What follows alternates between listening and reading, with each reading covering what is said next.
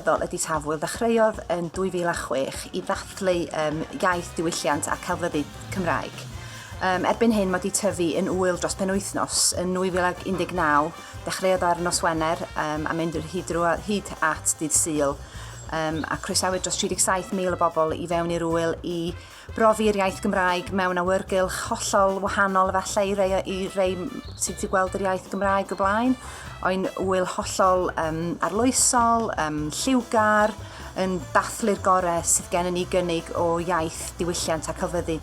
So llynedd gafon ni 37,000 mewn drwy'r drysau yn ystod y penwythnos, a mae'n gyfle gwych i ddangos y Gymraeg i gynulleidfaoedd newydd.